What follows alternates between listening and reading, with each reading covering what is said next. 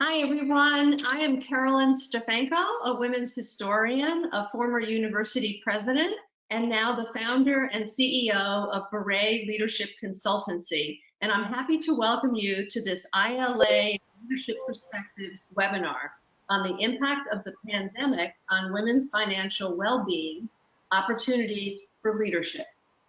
Before I briefly introduce today's panelists, I want to thank the staff of the International Leadership Association, and especially Shelley Wilsey, for all their support and their calm nerves as we dealt with some technical issues early this afternoon, and of course also as we were planning this event.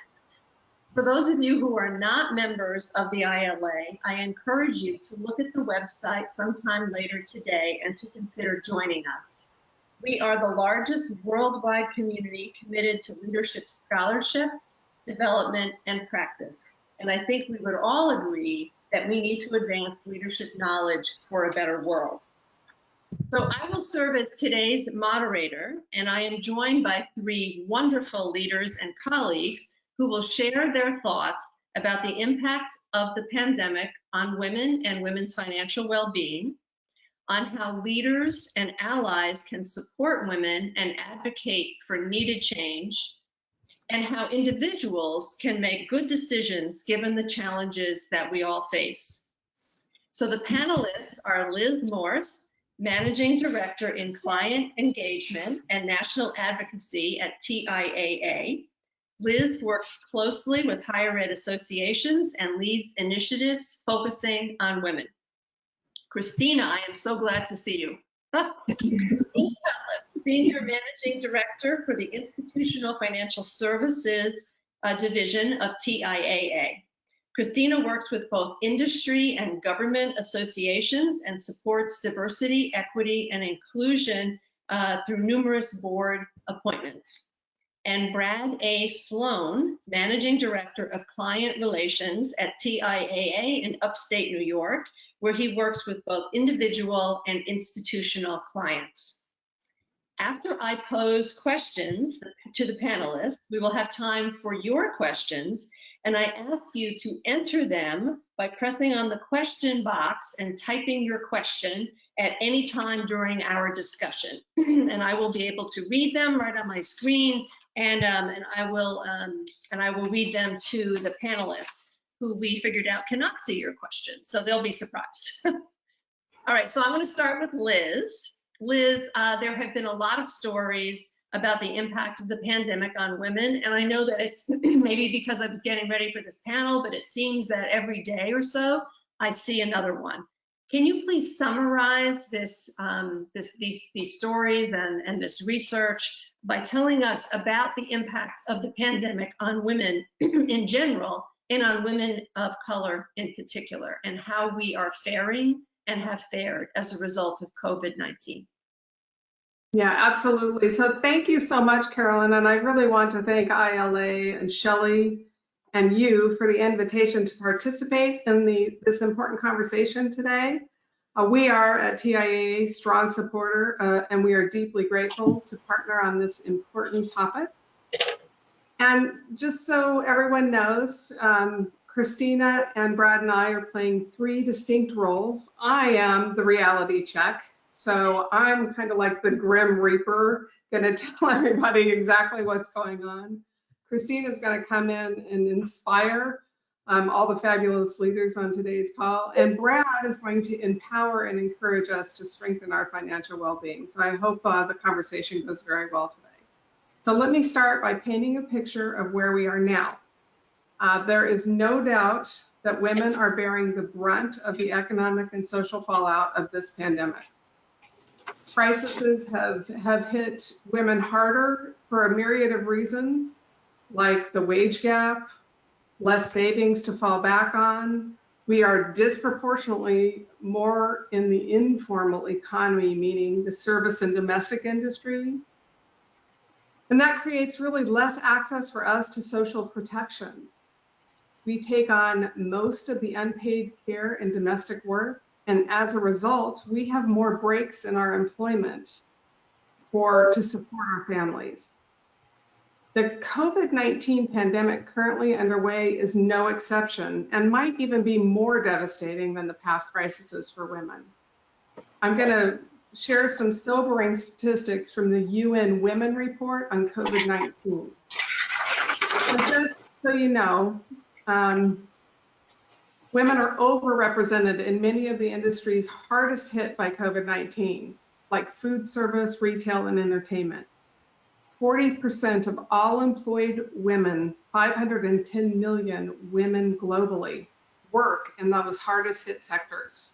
And that's compared to only 36% of employed men.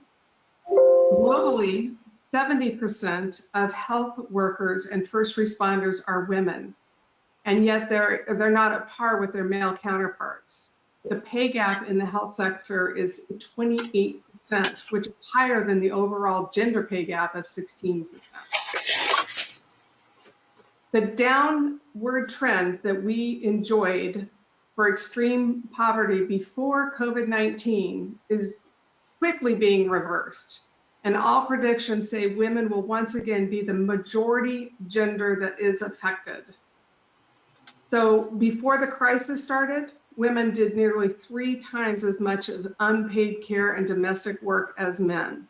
And with the effects of the pandemic of social distancing, school closures, overburdened healthcare systems, that's all put an increased demand on women and girls to cater to their families' needs. We know that these same exact trends exist in the United States. And Shelley, Carolyn, you already referred to all the media that you're seeing on a daily basis. I think we've all seen the term, the she session. It shows us stories of women that are disproportionately being laid off or exiting the workforce because of demand to care for children and elderly family members. Right. Well, as of December 2020, the unemployment rate was 9.1 for Latinx women, 8.4% for Black women, and 6.3% for women on average, compared to 5.8 for white men. On top of that, the collapse of childcare and in-person schooling are forcing women out of the workforce at record numbers. Since, and this is just 1 month, the month of September 2020, 850,000 women left the workforce. And in the first 6 months of the pandemic, 1.7 million were affected, 1.7 million men were affected versus 2.6 million women. These are all from the Bureau of Land Statistics. So I can't even tell you how much I've heard personally affected stories from friends, from coworkers that are opting to leave the workforce voluntarily, have been affected by layoffs, have opted into voluntary severance plans because they just couldn't keep up with the full-time work, caring for family, and filling in as a school teacher for their children.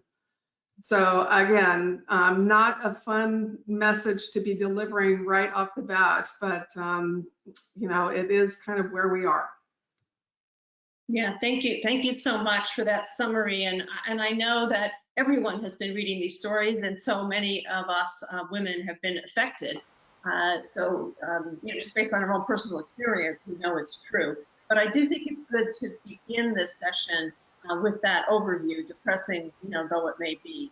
I was looking at an article that Susan Madsen had published in Forbes, and she cited a study from the Institute for Women's Policy Research that discussed why women are opting out. And so you mentioned the, you know, the disproportionate responsibility that women take for childcare and other kinds of family responsibilities, and now homeschooling on top of it. But she reminded me of something that I didn't mention, and that is the gender pay gap. And so, you know, if we're talking about a heterosexual couple and they have to make an economic decision that one person has to give up his or her job because they just can't cope, since women still make so much less than men, the economic decision sometimes that's made is for the woman to withdraw from the labor force. Can you say anything more about that? No, I think you're spot on. I think that's what we've seen. Again, I did quote in healthcare, which, I mean, when you think about it's kind of a different way of thinking about a health pandemic, that healthcare workers have been so impacted. 70% globally are women. There's a 28-cent pay gap between men and women, and that's just in healthcare. So that's just one where the average is 18% overall. The other predictions, are that, this is going to reverse those trends because it wasn't always 18. It's been slowly contracting on the gender pay gap, but the predictions are pretty dire that it is going to kind of reverse the strides that we've made to close the gender pay gap and actually widen it by, there are some predictions saying as much as 2% just from the pandemic.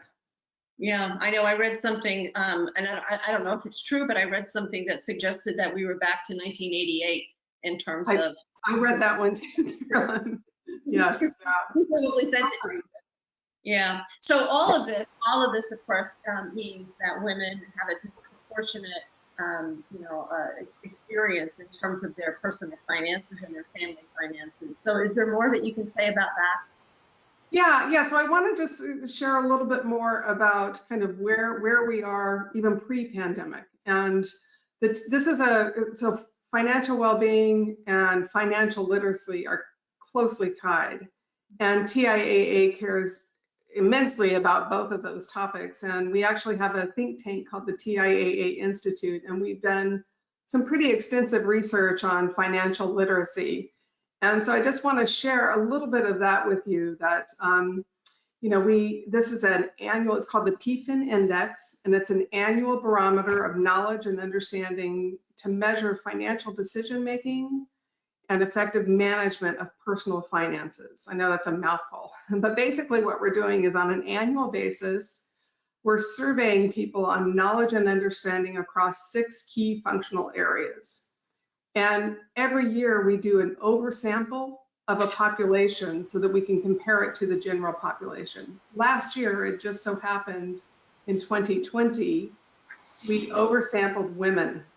And the survey was out in the field prior to the pandemic. So the report was released last fall, but all the answers were pre-pandemic. And it was pretty startling to see that we still have such a gap in financial literacy or understanding financial matters. On average, men answered 56% of the questions correctly, women 49%.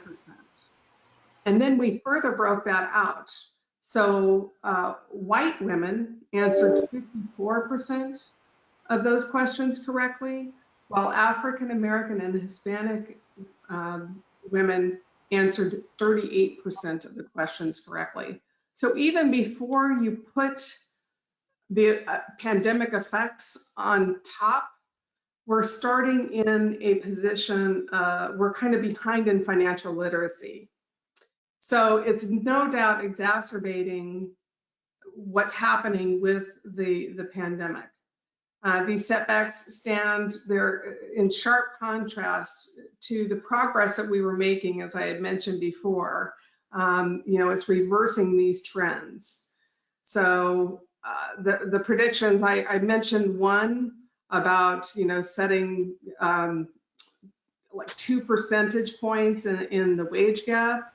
There's also there's also talk about millennial women, many of them who have children and were blazing trails before the pandemic are now falling behind from a socioeconomic perspective. And as many as tens and millions of women are predicted not to even ever come back into the workforce. So it's pretty dire, and it's pretty stark. But hopefully,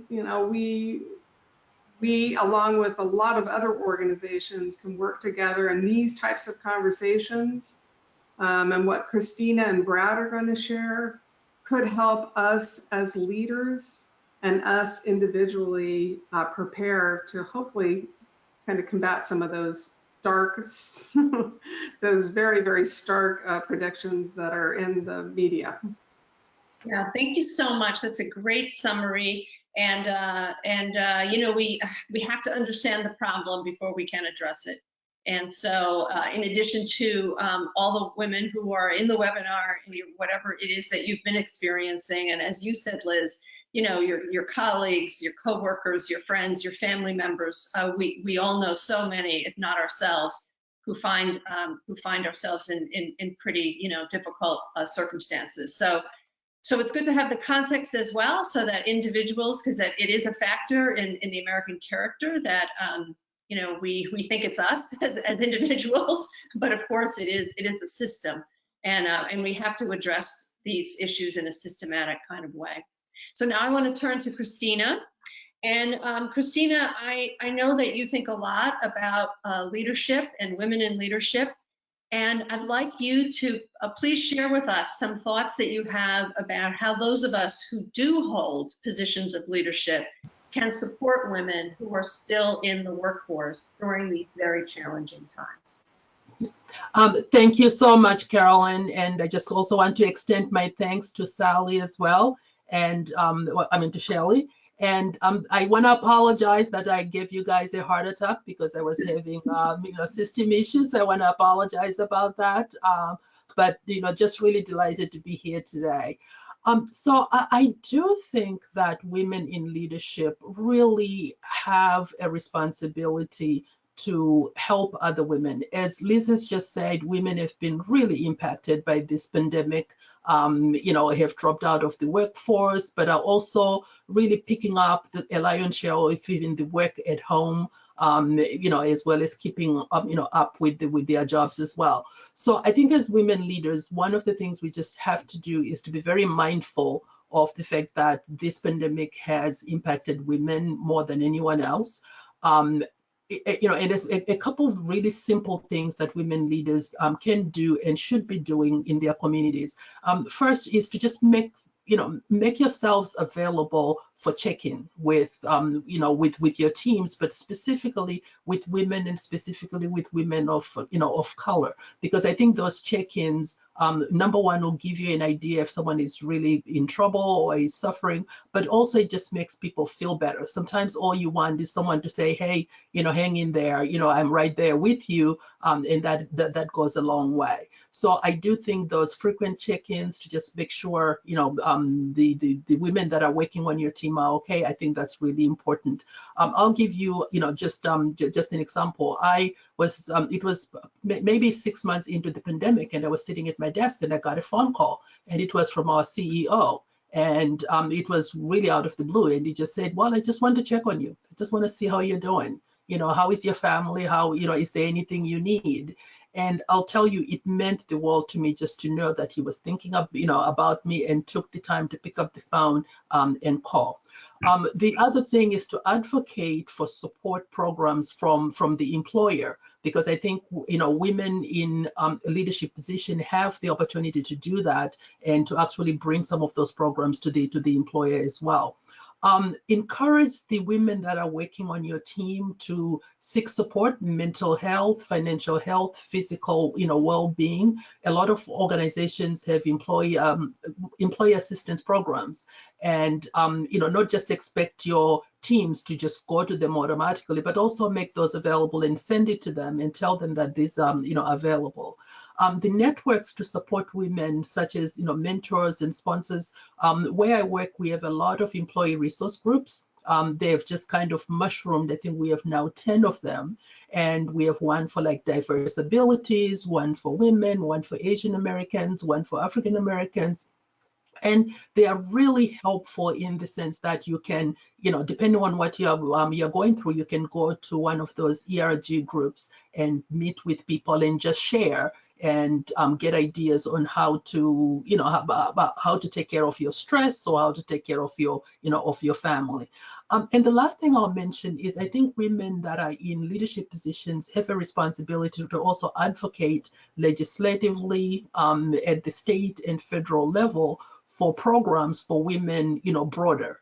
I think what has happened right now has really shed light on the burdens that women have. And I think we have a responsibility to use our voices and to use our positions to advocate for more programs, as well as for more assistance, for issues that, in particular impact women.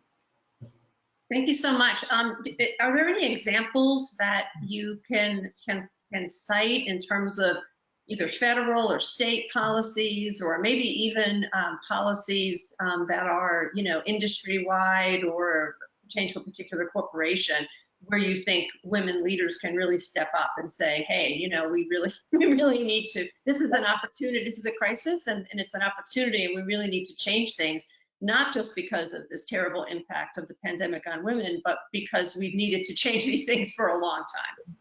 Exactly. Yeah. Great question. A couple of things come to mind on that, Carolyn. The CARES Act that was implemented last year in the United States was helpful, but right now I know there is more legislation that is, being considered. I think advocating for more financial assistance for children, making sure that those those checks are bigger than they could be otherwise, because we know that money goes, predominantly to women with children that can then support, help support their children. Pay equity, I think, is also really, really critical. As Liz said, we are still, as women, not being paid at the same rate. And there's legislation across the country to get pay equity for women, so that you are being paid the same as men for the same job. So I think that would really help close the gap, especially now that women tend to make, to make less, and the professions women tend to have also tend to get paid less as well. The last thing I'll add to that is, there is legislation right now in the US about the $15 minimum wage. And I do think that is important, because we know that the majority of the people that have those lower paying jobs are, women and also minorities. And so getting that, increased would help tremendously those communities that are most impacted in the pandemic, but are also economically usually at a disadvantage anyway. Thank you. That's really great. Can you add anything from your readings and from your work in financial services about how women and men as well, people of all genders, could be helped by different kind of childcare policies? Because that's a real key problem that we're certainly experiencing, and Liz also reminded us of. Yeah, absolutely. I've never been happier that my children are older, and that this pandemic hit when I didn't have any school-age children. But having said that, I have a lot of friends who are right there who have children from 2 all the way up to 15 or 16, where they are going to high school. So I feel for them, and every so often I pick up the phone and I call them to just tell them that I do feel for them. I'm sorry I can't help much because we are all in a pandemic, but I do understand what they're going through. So a few things that we've actually done at Tiaa that have been helpful. We created what we call a work for my day policy, where the employee, and this is used extensively by women, you design your day according to the needs of your family. So if you need to teach your children in the morning from 8 until 10, you can block that as time not to have meetings, and then you can start your work day at 10 o'clock and go until wherever. Or if you know that your children have to go for soccer practice or whatever it is at 3 o'clock, you can block your time, after 3 o'clock, or, if you have something that you need to do at noon, you can block your time. So we call that work for my day policy, where you really design your work day around what you need to do for your family. The other thing we have encouraged people to do is to just block time for focus time, because we know that there are so many distractions at home, right? Your dog, your cats, your children, people coming in and out, so sometimes just blocking time to do what you need to do is very helpful, and we encourage our employees to do that. We have also provided a lot of alternative child and elder care programs as well, including paying family members for support so that if they come to the home and they are helping with children, or you can drop your children off at at their home, the organization actually pays for childcare, that is being provided by by family members. One of my favorite is actually tutoring support, because we know parents are having to tutor kids in like sciences and math and some of these, subjects that they are not really familiar with and struggle with. If I had to do math with my kids, I think I would just pull my hair out, right? Although my husband is an engineer, so it would probably be okay. But I know, I would probably need, tutoring support for chemistry and for physics and for some of, some things like that. So we have provided that tutoring support for free, where our employees can, connect with a tutor across the country, and their children have access to, to tutoring. And another thing that we've also helped, including just providing COVID support. We have quite a number of our employees that have either had COVID or had their families, gone through that. We have provided healthcare support and other, support while the family was going, through it, including sending meals sometimes to the family, because we knew that they needed meals, and sending groceries and, programs that the organization has come up with that we know help the family. And last, we actually now provide in-home COVID testing for employees and their family members, where they are send the kit at home, they do whatever it is that you need to do, then they send it in. That way, they don't have to get out of their home, go stand in line somewhere, potentially get exposed while you're trying to do that. Now they can just request it, it comes to their home, they do the testing, they send it in. And hopefully it's negative, but just that, just getting that off their minds, that they might or might not have COVID is really helpful as well. And then we also provide, we've brought in a lot of experts, doctors, to just have open conversations with employees, where we have webinars where people can ask any type of questions to to these professionals, psychologists, MDs, a wide range of professionals, as a way to just try to help our employees as well. I have to say, this is really impressive, and I'm amazed at how progressive Tiaa is as a company. And I don't know if you have any job openings, but probably there are people on the webinar who are going to be looking at the website, hopefully after we conclude today. I'm assuming that there are also people who are participating in the webinar who are also working for progressive firms or institutions or organizations, and maybe you will also write in by using the question mark about some policies that you have at your workplaces that are maybe different. Because I think, I think it's great that what Tiaa is doing, but I think what one opportunity we have as leaders, for those of us who hold that kind of positional authority, is to try to advocate for changes like the adoption of some of the policies that you just discussed at our own institutions, organizations, companies, but also to get involved, industry-wide. And if we write, blog, whatever, use social media, to advocate for those kinds of changes that will help us all to live more balanced and better lives. Now, there's also the matter of how different the U.S. is from Western Europe in terms of, paid sick time, paid, maternity, parental leave, all of those sorts of things. And I know I'm not asking you to weigh in on this, Christina, but I know there are many who believe that this is an opportunity when we see the impact on women and men and others and families. This is an opportunity for the federal government really to make some changes that have been advocated for a very long time, and some of us may want to use our voices to lend support for those causes too. But Absolutely. Yeah. I want to broaden the conversation a little bit with you though, Christina, because I know that you often talk about the fact that on your own personal life journey, you did not start your journey in the United States. And so, you are absolutely a global leader.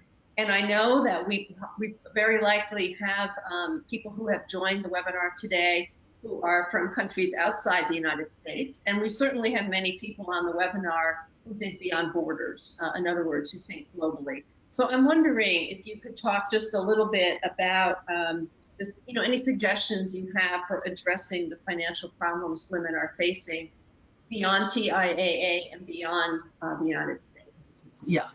No, we, in a way, when we look at the United States, yes, the pandemic has been devastating, but it's been even more devastating, especially to developing countries. And I was born and raised in Zimbabwe, for those that may not know. And I am very much in touch with a lot of my family members who are both, there, but I also have family members all over the world as well. And the impact has been particularly felt with women. As you know, in the developing countries, especially, and this is, in Africa, in Asia, kind of across the world, in Latin America as well, women tend to be employed more in the informal sector as well. And the informal sector, especially right now with the pandemic, have been really devastated because most of those women, they do jobs in, for example, retail, hospitality, tourism, the service sector. A lot of those women, small scale farmers, they are, street vendors, they do domestic work. And those are the people that have been really, really impacted even more so than some of the Western world, including the United States and Canada. The UN actually has quite a few programs that they have, and I really encourage people to go to the UN website. They have a website that is a lot of great information per country to find out some of the programs that may be available for individual countries.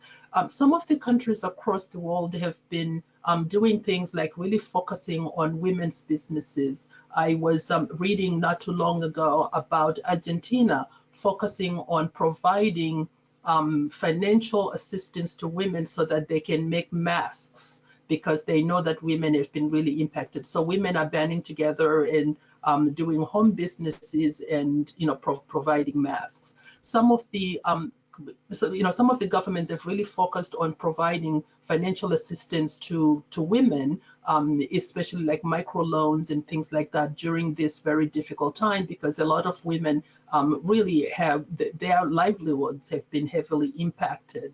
So governments are really focusing more on trying to provide financial assistance to women. So trying to get, I would encourage women to look within their countries for organizations that are providing assistance. That would be one. But also, I think there are a lot of things that women can do themselves in banding together and helping each other and giving each other that support that I was talking about.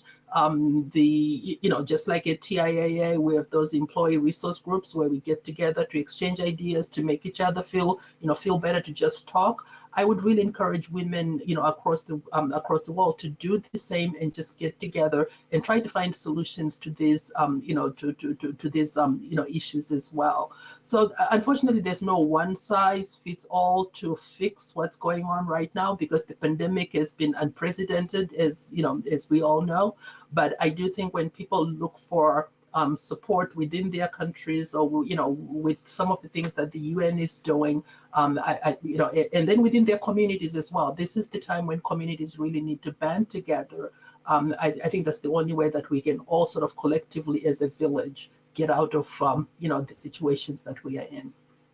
Thank you so much. And I was planning to ask Christina a question about being hopeful, but I've decided that I'm going to save that to the end, and I'm going to pose that question to all three of you, if that's okay. So I'm going to move on to Brad. Brad, you've been very patient listening, I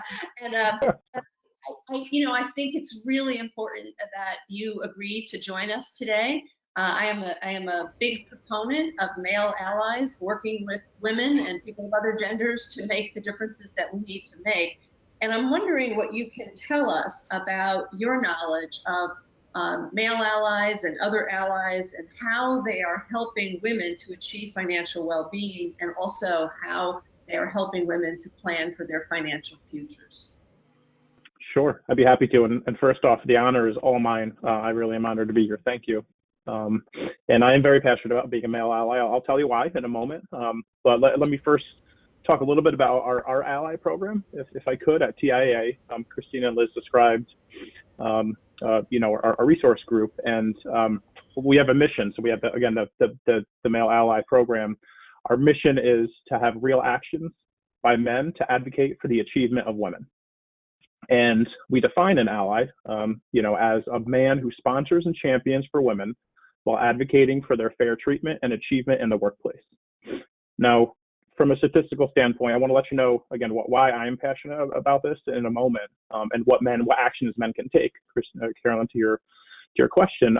But I want to start with a stat first, and I usually throw things out as a quiz. I won't do that now here, but there's been a lot of data already collected worldwide. Worldwide data shows that companies that have men actively engaged and involved in gender diversity programs show a 96% rate of reporting progress. So 96% report progress. If men are not involved, they report only a 30% rate of progress. So a huge difference, very substantial. So that's why it really is important to make sure we are educating men and getting them passionate about being an ally. What can allies do? There's three things I break it down to. Number one, men need to listen. Listen and ask questions is very important, right? So we need to build trust. We need to value and understand experiences that women have gone through. And we need to communicate. Here at Tiaa, we've had extensive training for those that are client facing, giving financial advice and guidance in the field, to make sure we're communicating with all parties involved in financial relationships. So, not just speaking, to one individual that's coming in as a couple in a financial planning meeting, but to both, and getting both folks involved. And again, I have a story a little bit later, if I have time to tell, I'd like to, about a real client experience and why that's so important. That's number one, listen and ask questions. Number two is challenge comfort zones, right? These conversations, the stats that Liz quoted, it can be uncomfortable, discussing this. And I think a lot of men might shy away from that uncomfortable feeling. And it's okay to be uncomfortable. That's how we have to break through, what we're discussing here, and educate and acknowledge that this can be uncomfortable and we need to do something about it. And last but not least, number three, most importantly, support through actions. Joining women's events, carrying that message everywhere we go, not only at Tiaa, but everywhere I go outside of work. Flexible work policies. Christina and Liz talked a bit about that. And advocating and supporting high potential. When I see a high potential woman in my team or another team, I want to advocate support for that individual's career to continue to move up. So those are three things, actions men can take, Carolyn. And I would like to take a step back and just talk a little bit about why I'm passionate about this topic, if I could, with a couple stories. So number one is, and they revolve around my wife and my mom here. So my wife, Christine, has been very successful. She's worked extremely hard. She's also in the financial industry. We actually met through a company I previously worked for in finance, and she's moved up in that organization very well. She was actually a risk officer, very prestigious position in the organization. She did her graduate school work at night. Again, worked very hard to achieve that so she can continue to be promoted. And we had kids. So we were faced with that very difficult decision that you've all talked about. We had one child who's now 5, and we managed through that pretty well, for a few years. And a few years later, had our second child, who's now 2, coming up on 2, and we were having a really hard time. And we went through exactly what Liz talked about. What do we do? We need to make a change. We knew we needed to do something. Really, really difficult decision. We both raised our hands to say, I'll stay home, and ultimately my wife raised her hand and said, I would like to do that. So she made that decision, but a really, really challenging decision, because I know she cannot go right back into that same position at that company. I don't even know if that company will have a position open when she's ready to go back. But we had to make a really hard decision for our family, and that's taxing. Another similar story is my mom. My mom's my superhero. She's my best friend, and I always remember when I was a kid growing up that she was reading nursing books, and I always wondered why. And when I got older, I asked her and found out that her dream was to be a nurse, and she had started studying for that. And then, it's a very similar story, had kids, and she had to make a very difficult decision as well. And as passionate as she was to pursue her dream, she was also passionate about raising her children, and she made a very difficult decision to stay home. And now she ended up going back to work several years later, and had a fulfilling role as an assistant in our special ed department in our local school. But I know it wasn't her dream. And I talk about it with her a lot, and that weighs on me, and I'm sure her. She gave her dream up for her children, and just a really, really difficult decision. She wasn't going to be able to go back at that time. She didn't feel she could, at least, and do school and then have her career play out, because we need to put food on the table for our family. So a couple stories just to let you know why I'm passionate personally about being an ally. Thank you. Thank you so much. And, I guess, we always want to support, right, individuals to make individual decisions, whether it be the sole person or the family. But, as we think about changes that companies and institutions and organizations and countries in the world can make, I guess I'm going to put it out there. Ideally, we'd like to, even in a pandemic, right? We don't want to waste this opportunity. We want to hopefully make some changes so that the decision that your mom made, isn't replicated, and that women and men and people of all genders have other options, right? And have different ways of drawing, on support.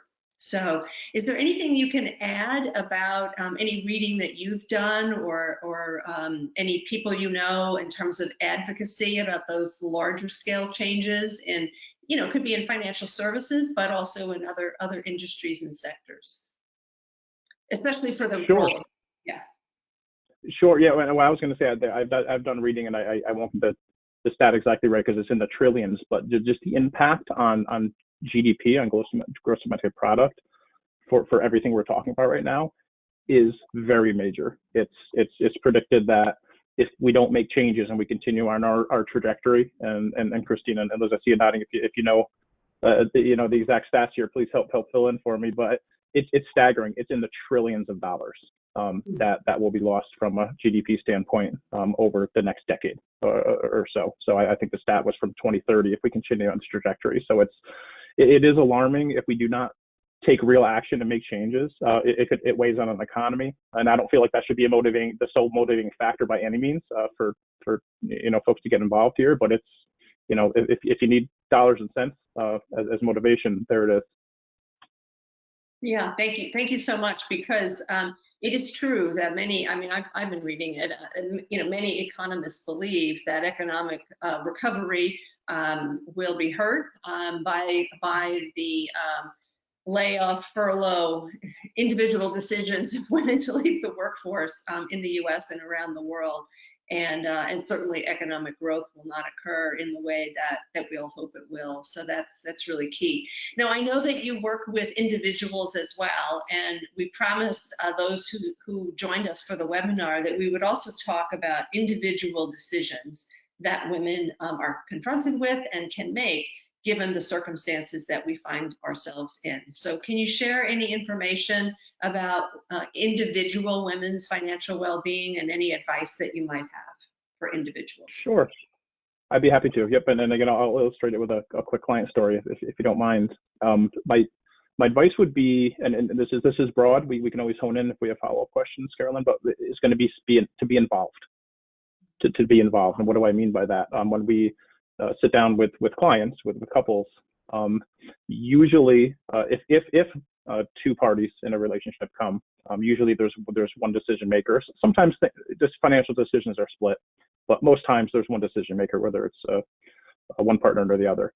And a lot of the time, the non-financial decision maker doesn't come to a meeting at all. So we are very highly trained at Tiaa in the field to encourage folks and challenge our clients to bring their partners to meetings. And there's a particular story from when I started here. I've been at Tiaa for about 13 years, and one of my first clients that I sat down with did not bring his spouse to the meeting. And I really challenged this client.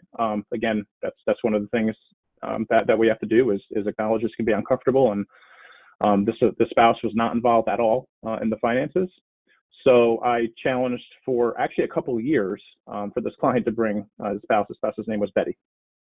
And ironically enough, I just spoke with Betty yesterday, actually, and she's doing great. So this is a happy story, but a little bit of a sad twist here. So finally got Betty involved in the finances, and the finances were a little bit messy. So we cleaned things up and got the finances organized in case something were to happen. And what we're focusing on here is incapacity planning or death, really. So should something happen where the financial decision maker is incapacitated, what does the partner in that relationship do? And then they could really be in a very difficult decision. So in this situation, Betty was very much involved, and over the course of the next 6 months, cleaned the finances up. Both parties that were involved knew where everything was, what the goal from a financial planning standpoint was, both during their retirement and for their children and for their charitable inclinations. Everybody was on the same page. 6 months later, Betty's husband died. So we got things cleaned up right in time, and going through a very, very difficult time for Betty. And she came back and said, I don't have any financial stress, thank you. And that's what it's really all about. She could focus on her family, her kids, and the very traumatic time she's going through right now, and didn't have to worry about not knowing what accounts were out there. 3 different firms when we started, 3 different people to call and then try to understand what they had from a financial standpoint, 3 different people giving advice. Then she had no relationship with anyone at any of the firms that the family was working with. Didn't know where the bank accounts were, and so on. So this was again a very long-term evolution for Betty to get where she was, and I'm really happy to say that she's doing fantastic. She opened up her own small business, which was a dream of hers, and she was able to do that after everything was settled. And she's educating her children. That's another one I would say is very important, Karen, to more directly answer your question, is not only for you to get involved, but get the next generation involved and continue that education. I think that's very much key to involve kids in the finances as well. So, that's my advice on an overall basis, I guess, is get involved, get both parties in any relationship involved, and also get children involved. Yeah, that's super helpful, and I'm so sorry for her, but it is as you said, a story with a good outcome, in the sense that even though she was grieving the loss of her husband, she didn't have to worry about her finances. I want to take it back to Liz, though, because so many women are really struggling financially. We all know that that's the case. And, Liz, you cited some statistics about financial literacy, which show that there's a real difference between genders, or I should say among people of different races. So we're not starting out on an even playing field. And then we also know, again, because of our experiences and because of who we know and what we read, that the pandemic is affecting women differently, and women of color having a much harder time than white women overall.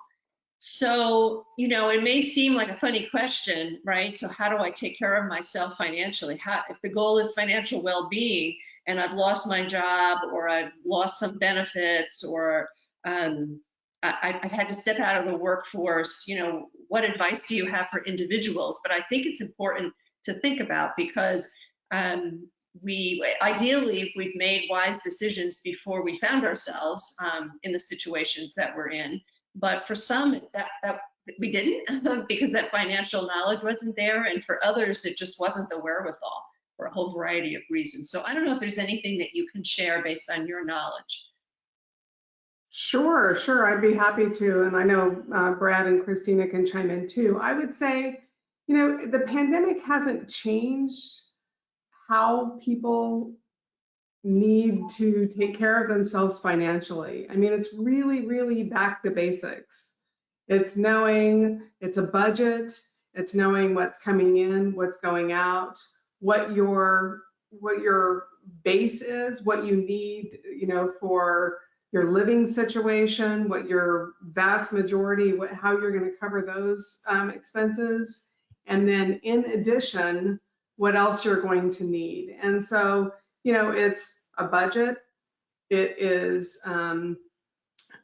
savings, having I mean, if anything, the pandemic has taught us all is the importance of an emergency savings plan.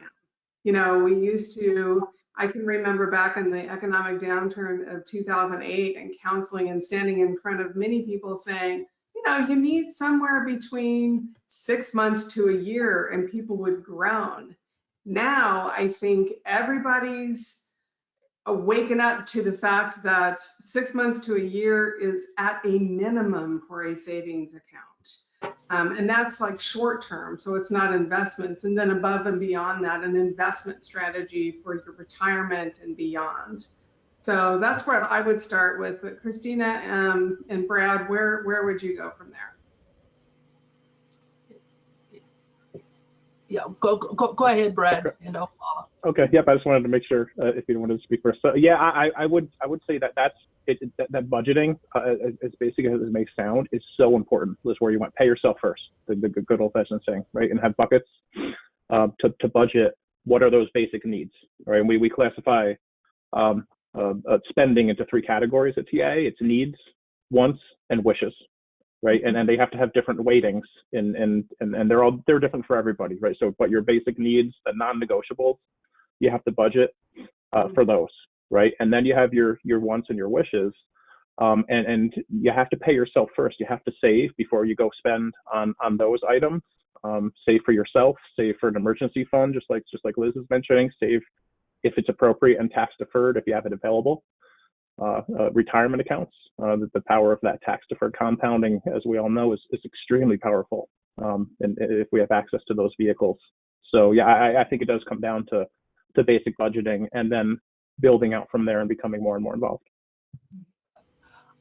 And what I would add to what Liz and Brad have said is making sure that you've got all your ducks in a row.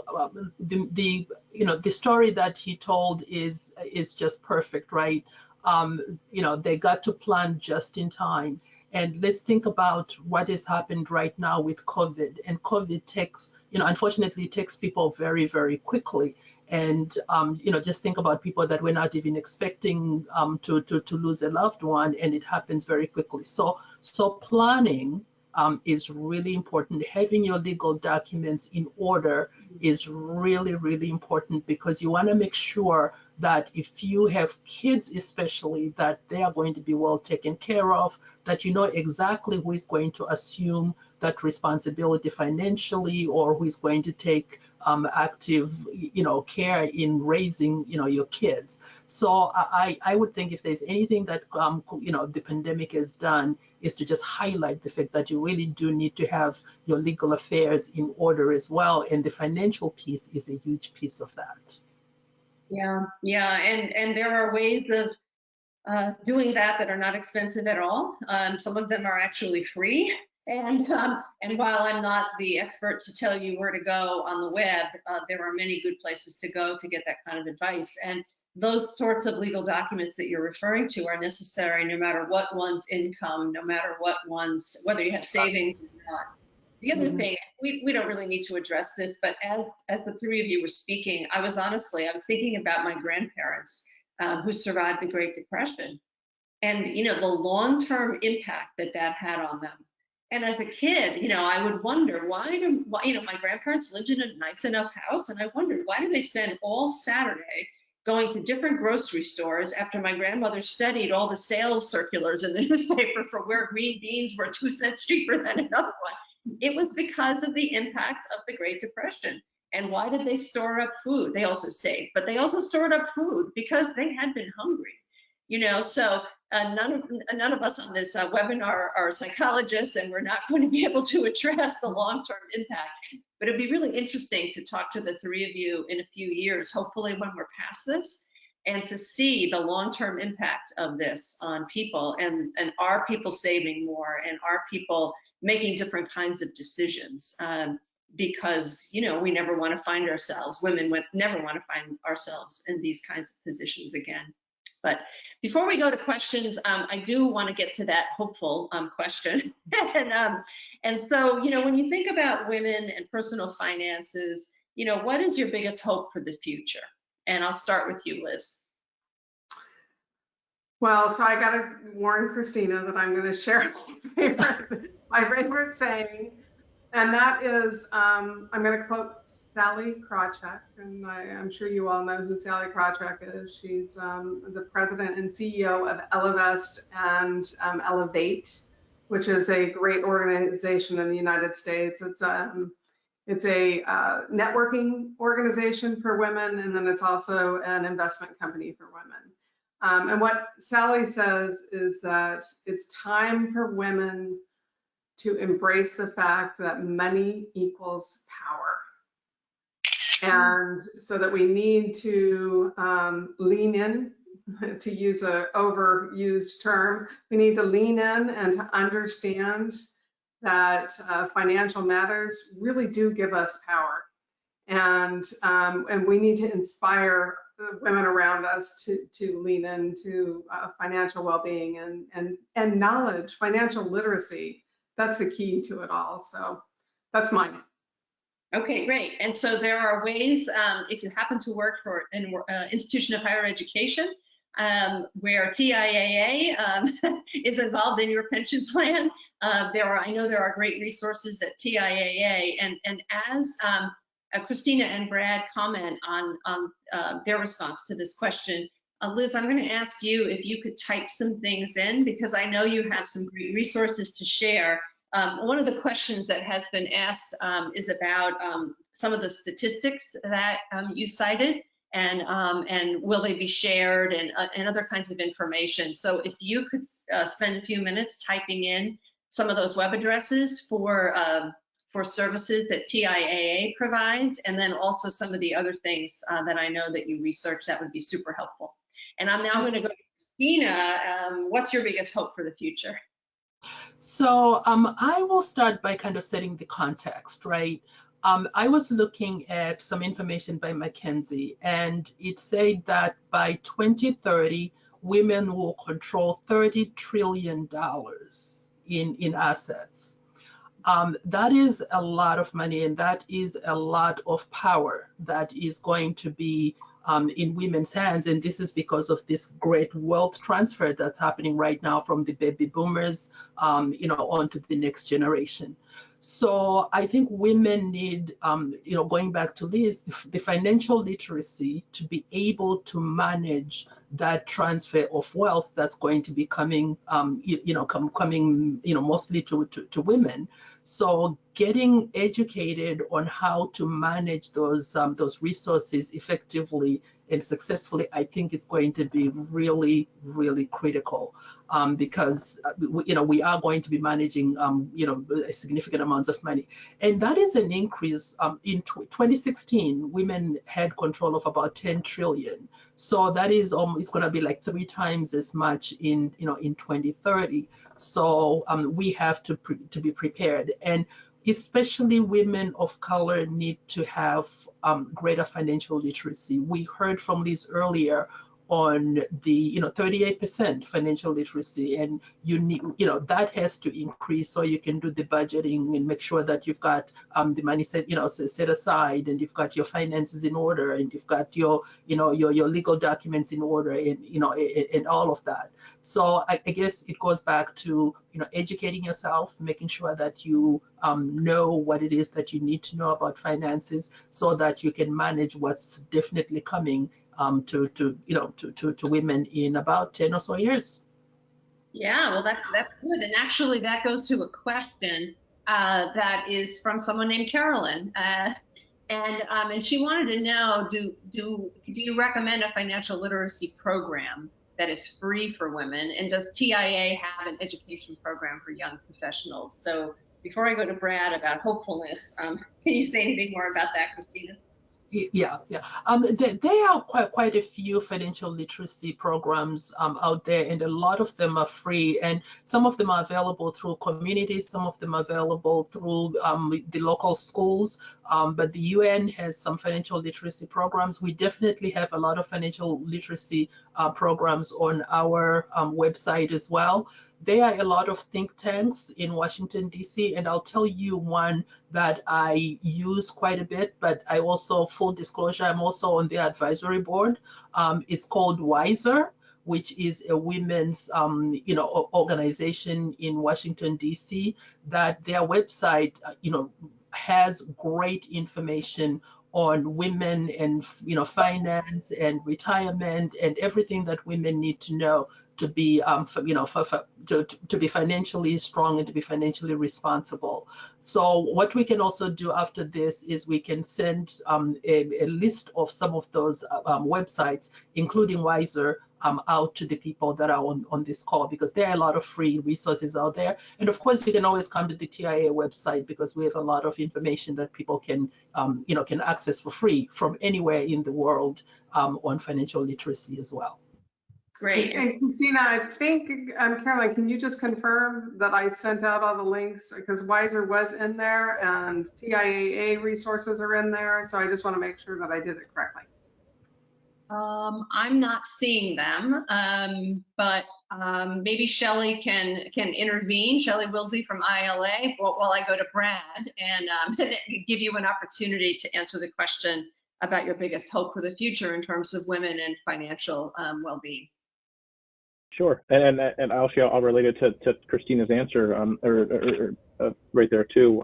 Carolyn's question from the audience is, if you're able to now or in the future, if you're in the position of working for a company that doesn't have a program for young professionals and programs like we've described, go to your human resources office, go to your leaders and ask them to start a program and help get involved. I will say, and it dovetails into Carolyn, my answer here is I feel very lucky to have all the different resource groups that have been described today at TIAA. We actually have something called YoPro, which is Young Professionals. Interesting name, I thought, here at TIAA as well. So we have great resource groups. We have great flexibility. And my hope for the future is of course, equality.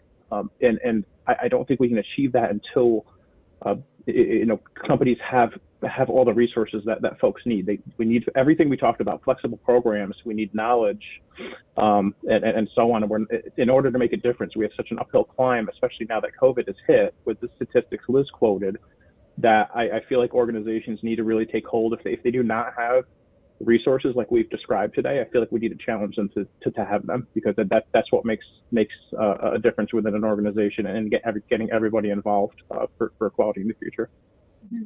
So there's leadership by position, but there's just leadership of self, right? And so, being the squeaky wheel and going to HR and finding out, right? And does HR, have those resources available? Can they make those resources available through an employee assistance program, or going to other websites? And Christina, is it wiser.com? Is that what it is?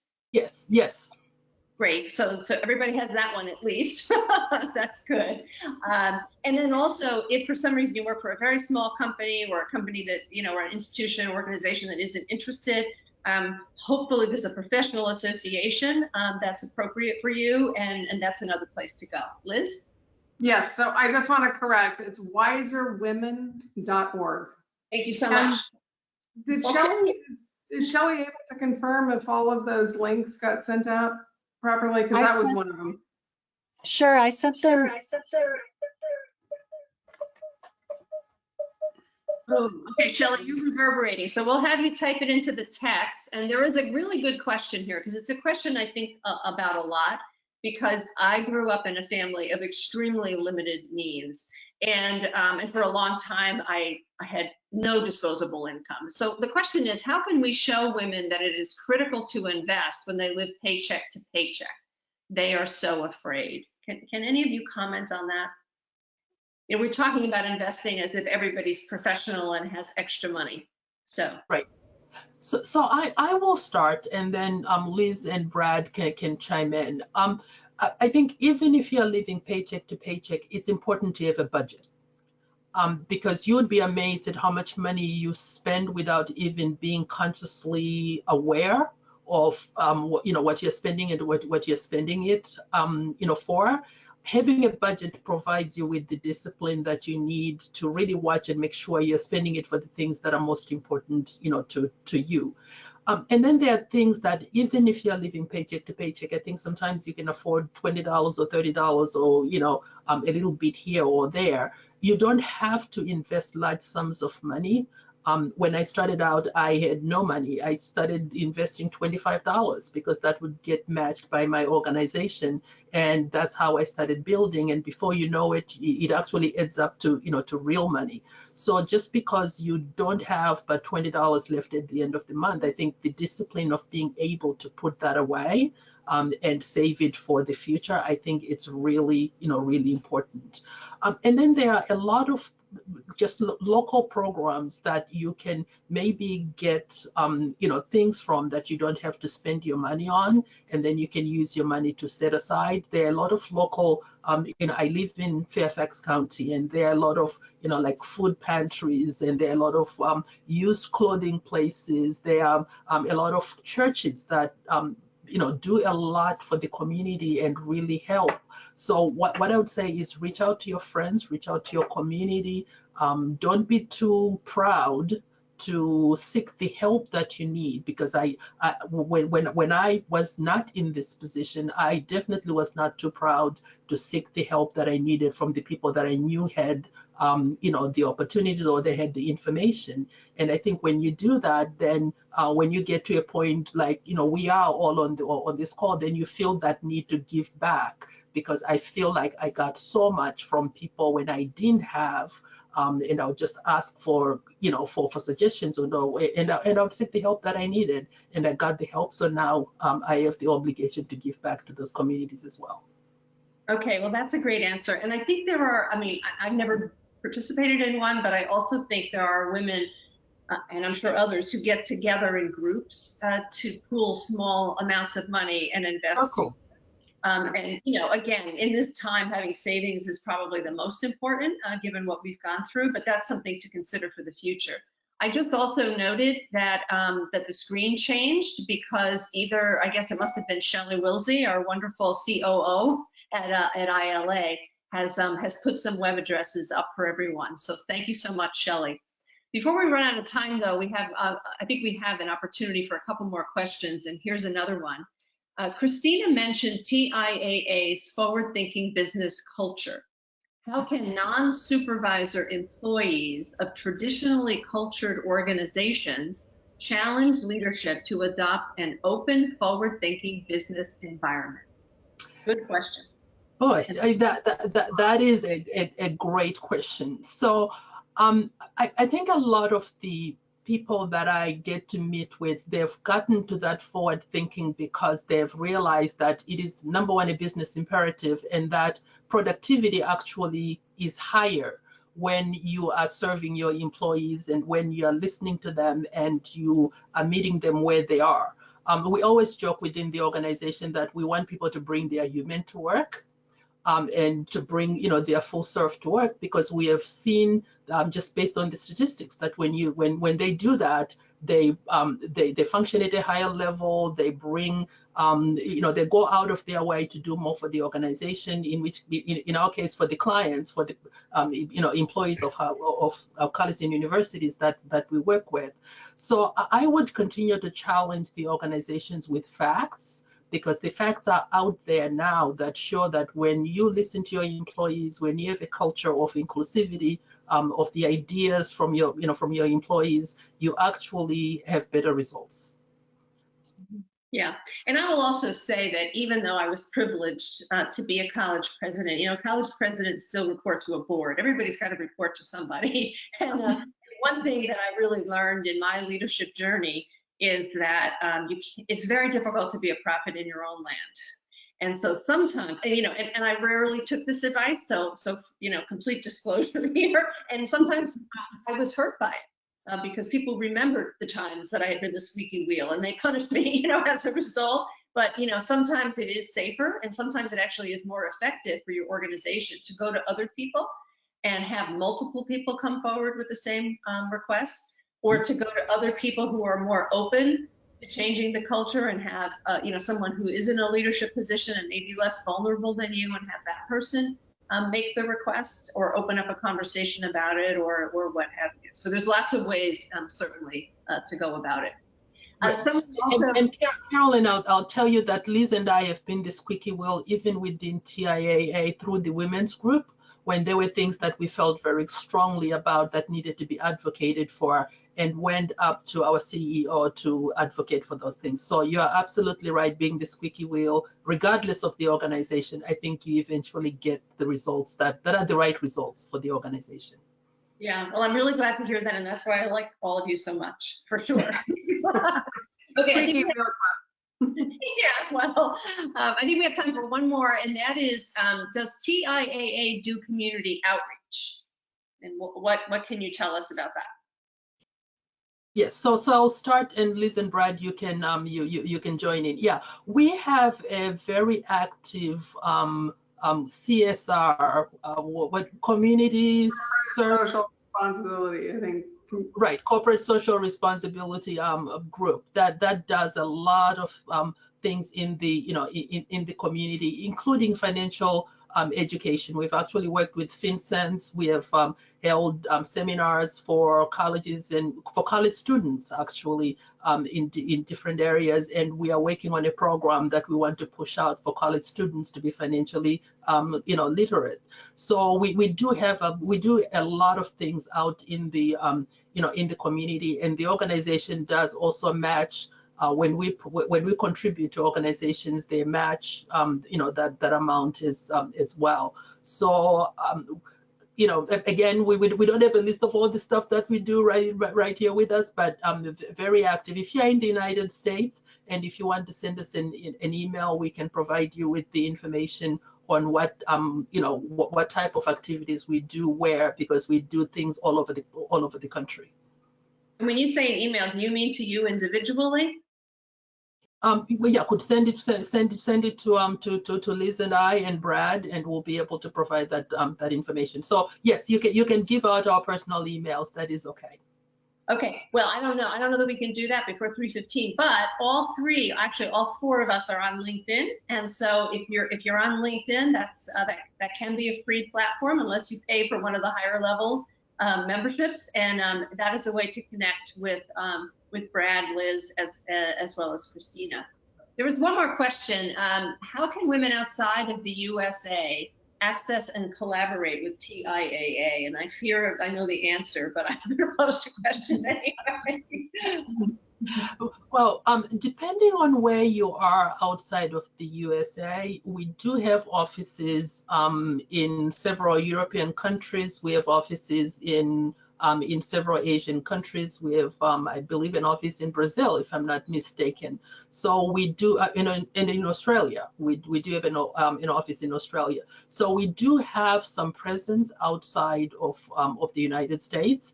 And you can literally go on our website and you'll be able to get information on our locations across the globe.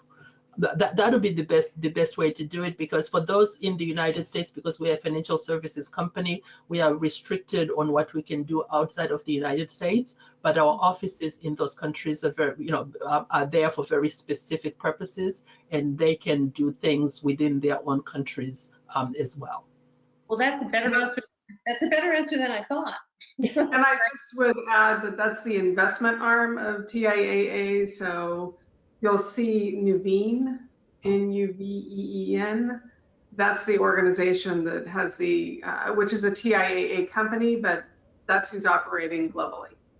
Okay, well, that's excellent. Thank you so much. And we are just about out of time. And so I really want to thank Liz and Christina, who I've worked with before on these webinars, and I want to thank you for your passion and for doing all this research and showing up and sharing your knowledge. And Brad, I can't thank you enough, because one of the really important points you made is that it's not enough to talk about it. You've got to take action.